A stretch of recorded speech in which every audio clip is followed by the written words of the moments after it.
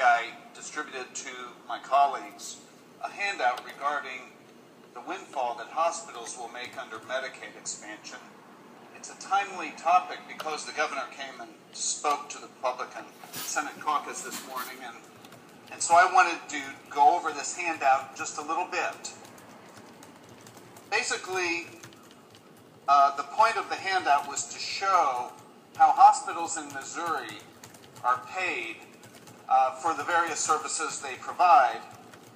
Under Medicare, they pretty much get what they charge.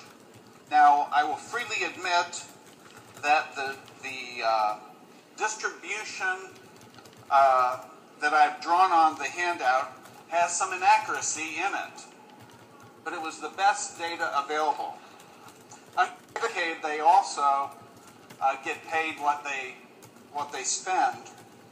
Now, the real point of the handout is to expose the cost shift, which is the amount that we all pay under our insurance plans through our premium that pays for the uninsured, and also to reveal that hospitals made a net revenue of $871 million in 2010, just 2 years ago. Under the proposed exchange, which will occur even without the Medicaid expansion, hospitals stand to gain about $1 billion of net revenue. And we keep hearing about how they're going to lose DISH, which, by the way, in the first year is only reduced by $26 million. But nobody talks about the huge windfall that hospitals will make. Even without Medicaid expansion, they will take in on the order of $1 billion of increased revenue just for providing the very care that they're providing now.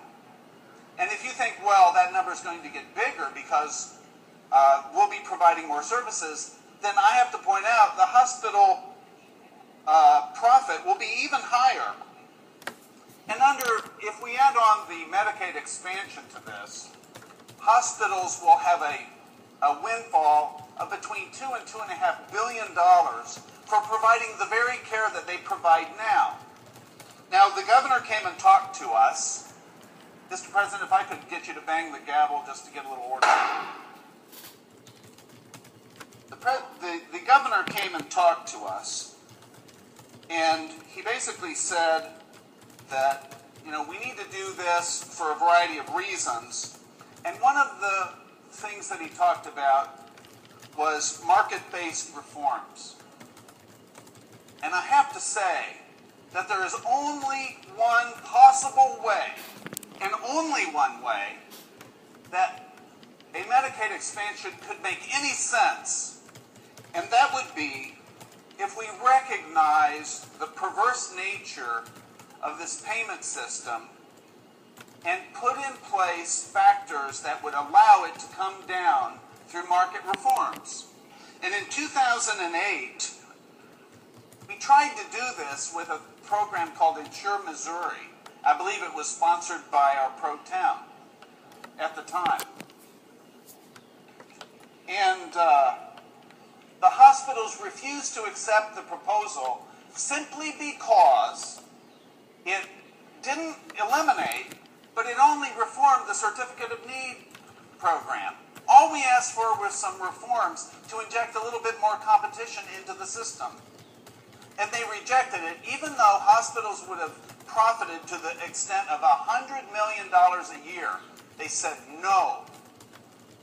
So now, here we have a situation where the hospitals are set to benefit by $2 billion from the new health care law if we do Medicaid expansion.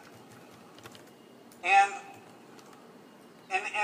do you honestly think that if we ask them to put market reforms, serious market reforms, to put competition into the healthcare system, getting rid of the CON, putting transformation into the marketplace that would bring down the cost for everyone and in fact lower the cost that we pay under the Medicare, Medicaid, and private pay programs?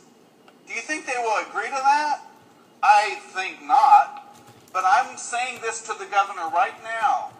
If you want a Medicaid expansion, that is at a minimum what has to happen. There has to be true competition injected into the marketplace, or it will never work. And you will see obscene money grabs, such as the one exposed by this handout, and it will not work. Thank you, Mr. President.